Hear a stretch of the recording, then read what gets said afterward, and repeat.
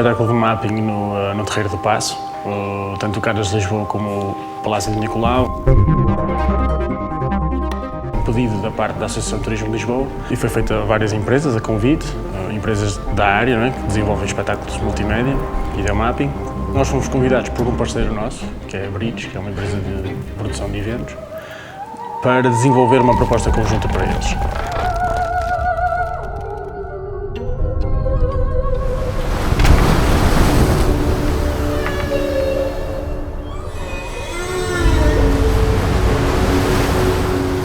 A parte logística e mais operacional ficou a cargo da Bridge e nós ficamos puramente só com a parte criativa e desenvolvemos criativamente tanto o espetáculo do verão como do inverno.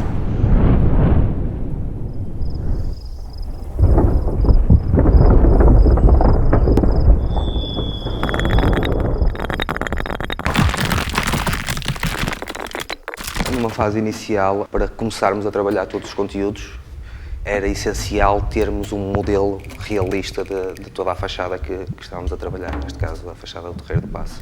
Fizemos uma visita técnica ao espaço, onde tiramos medidas, fizemos uma série de fotografias de determinados elementos, de bastantes elementos da fachada, e através desses elementos conseguimos fazer uma modelação realista da fachada do edifício. Isso ajudou-nos bastante em vários pontos, tanto ao nível da criação de conteúdos, pudemos ter a fachada, modelar a fachada, alterar a fachada, com os efeitos de videomapping, e ao mesmo tempo também nos facilitou numa parte mais técnica, fazermos os cálculos dos projetores, sabermos as distâncias a que tínhamos de ter os projetores, que tipo de lentes deveríamos usar, quais os problemas que poderíamos ter com sombras, com elementos da fachada que poderiam não ter luz. Com esse modelo conseguimos, digamos que, pré-visualizar todos esses possíveis problemas.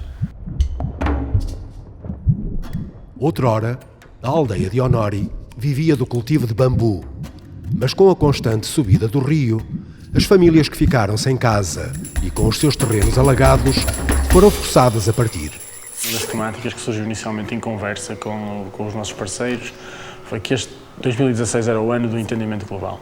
Foi uma das premissas que nos levou a chegar a esta história.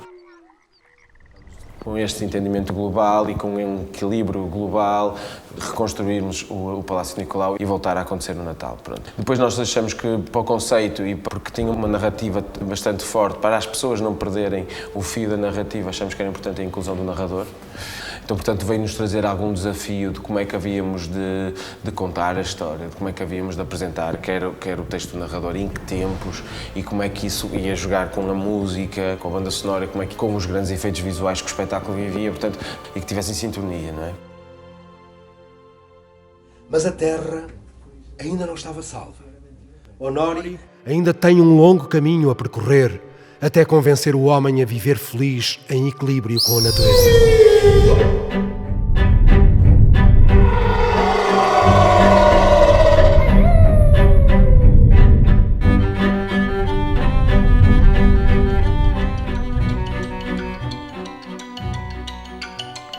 Pronto, porque é que esta melodia foi feita basicamente, primeiro baseado na parte nostálgica do que é o Natal, que é neste som, porque é tipo music box, não é? Porque a gente tem muito aquela noção de som de prendas e de caixa de música. E depois o 3x4, porque é bastante nostálgico, então o que fica mais ou menos foi...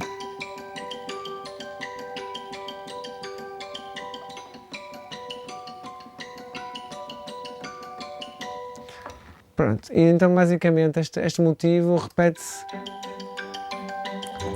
com o resto da orquestra.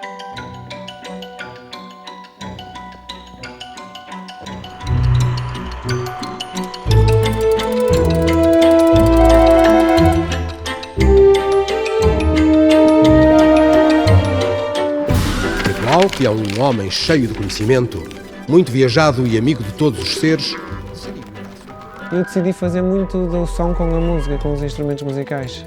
Por isso também uma coisa que fez diferença foi o facto de que muitos dos instrumentos eles tentam fazer sons deles próprios. E por isso é que às vezes então um prato É um bocado forçado a nível musical, mas depois com a imagem faz sentido, porque é quando ele faz assim para o livro gigante se mexer. Depois as flautas vão burlar e o prato também faz ao mesmo tempo, e se uma pessoa só tivesse a ouvir a música não fazia muito sentido, mas a música neste sentido está a fazer aquilo que o som faria.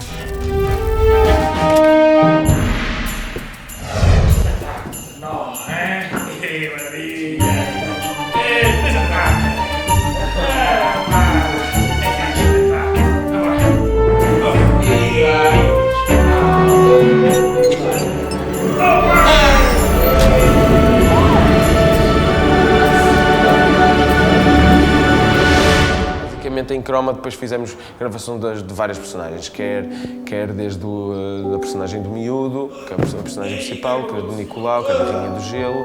Fizemos essas 3 personagens essa gravação, e é sempre um processo um bocado difícil porque é sempre uma gravação em croma. Alguns atores não estão experienciados em fingir e em lidar com o cenário digital, e portanto tem que haver uma forte encenação da nossa parte. Nós temos que lhes dar o que é que está ali a nível digital para depois os atores representarem bem. Por isso é muito importante a esquematização direitinha de cada plano que vai ser gravado e do que é que tu vais ter, daí o storyboard ter que estar super bem afinado antes de partir para esse tipo de gravações. Passa aí agora bem o vento. Podes começar.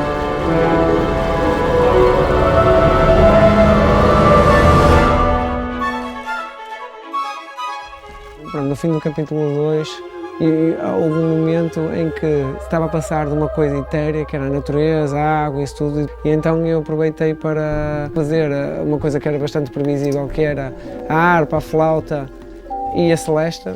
A celeste é este instrumento aqui. Pronto. E depois vêm os violinos trêmulo que arrastam a poluição.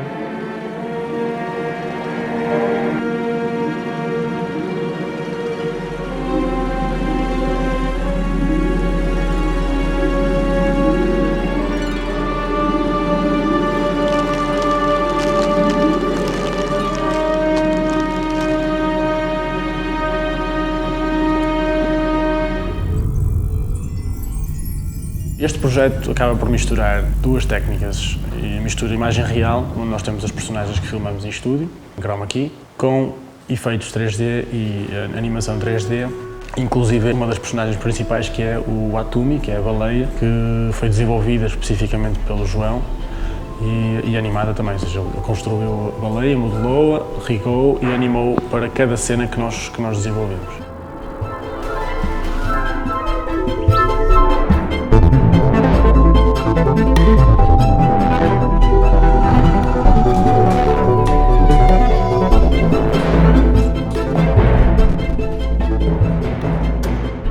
O compositing final é um processo minucioso também, ou seja, o compositor recebe toda esta informação, todos estes renders, sejam os cromas, seja o footage real, seja os renders feitos em cinema, e depois tem que juntar aquilo tudo e criar uma coerência. É quase um editor também.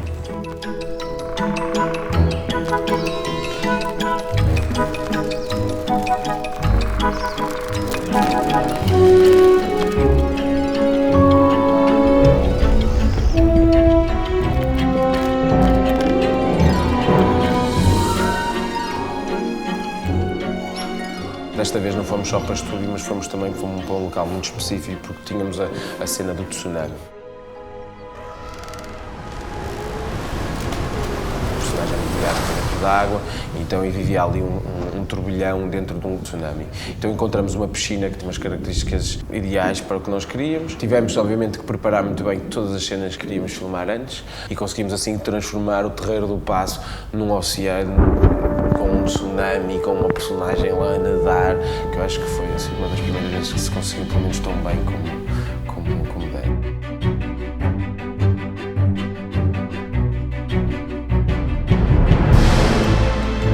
Durante 10 dias tínhamos 3 sessões diárias, passaram por lá alguns milhares de pessoas, foi muito positivo para o estúdio, tanto a nível nacional como até com uma visibilidade que tivemos internacional, e o resultado final foi muito positivo.